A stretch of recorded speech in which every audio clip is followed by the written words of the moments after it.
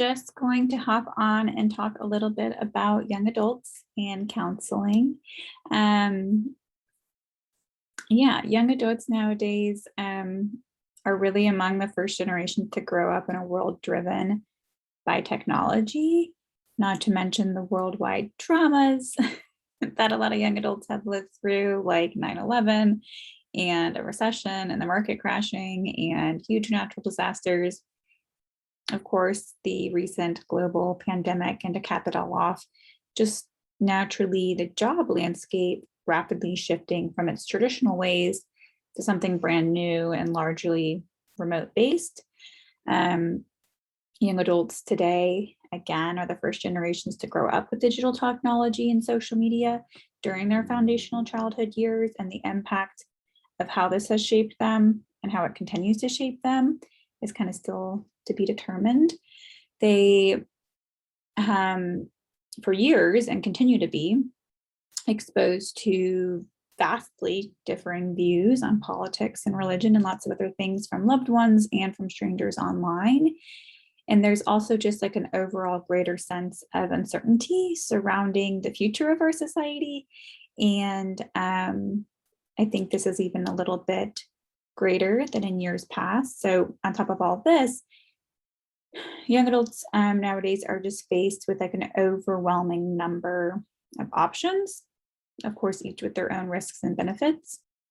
So in my opinion, the transition from childhood to adulthood is not as clear cut as it used to be in past generations. There's not really a prescribed life plan maybe for you. Well, there may still be kind of a prescribed life plan for you within your family or cultural system, but now you have like a greater chance or access or supports to skew from that if you want to, compared to past generations, which is cool, but it's also terrifying and creates a lot of pressure with the unlimited options that are out there at our fingertips. So it's really typical nowadays for individuals in their 20s and 30s to kind of pause and ask themselves questions such as like, who am I? What do I want my life to look like? These shifts have reflected significant changes in how one might relate to the world around them and how others in society view them.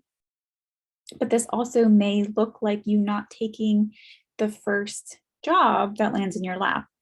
And your parents may maybe thinking that's like a dumb decision because you're not taking a job that is secure and steady income. Maybe this looks like you starting college and dropping out because you realize that's not really what you wanted to do. And people in your life are just pressuring you to go back to school and just get that degree. Maybe you graduated with like a marketing degree. And after that, you figured out that you really just want to teach first grade. So this leads to some spaces of feeling behind, or that you wasted time and money getting that degree. Whatever it may be for your specific situation, it is certain that today's young adults have more options than others, but that does not lead to just abundance. Though it can, of course, lead to abundance, which is great for some. It can also bring on some other things, such as pressure and anxiety, internal and external judgment, shame, and lots of others. So with these shifts, a certain amount of anxiety and grief is definitely expected. So when you are feeling overwhelmed or underprepared to face the stress of this transition from adulthood or from childhood to adulthood, more serious symptoms of anxiety and depression may develop and affect your mood, your motivation, maybe your decision-making skills. These types of issues can affect like your emotional well-being, physical well-being, social well-being, and may make it really difficult for you to develop or even sustain relationships with other people, or work towards your work goals or your educational goals. So when this happens, people often feel super alone and scared, like something is wrong with them.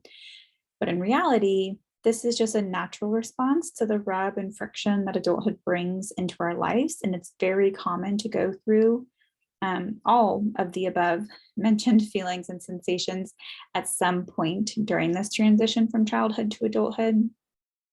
Again, it's just not really normalized or talked about. especially in past generations. And then with all the new things going on for our generations right now, but yeah, definitely something that happens to a lot of people. So when you do find yourself in a space where you're really struggling with this transition, counseling is here to help you. So what counseling can do for you is kind of walk with you and making you more aware of your internal responses to these challenges and transitions, as well as help you recognize and bring awareness to the various patterns that run your life and explore new ways to cope and be with those parts of yourself. This awareness will create new opportunities for learning more adaptive ways of relating to others, yourself, and coping with all of life's stressors. Specifically in counseling with me, I'm a licensed professional clinical counselor in the state of Kentucky. You can start to feel more capable of dealing with your challenges of adulthood. You can feel more connected to yourself and to others and feel more empowered to make decisions and follow through on plans that reflect your renewed sense of self and purpose.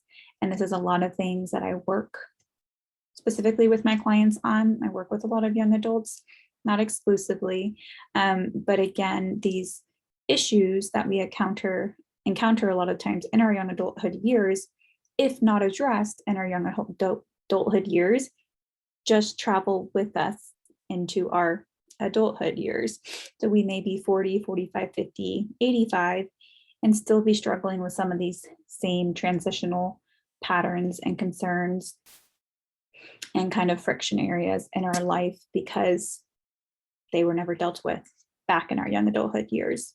Or we may just be young adults and struggling a little bit to understand ourselves, how we want to be versus how others want us to be, those expectations, and just navigating the world and all of its change and everything like that. But not to keep rambling. If you want to reach out with any questions, feel free to do so. And if you are interested in working with me, I do work with adults in Kentucky, telehealth purposes. And then if you're in the Louisville area, then I do office-based sessions or walk and talk sessions for mental health counseling. But until next time, be safe.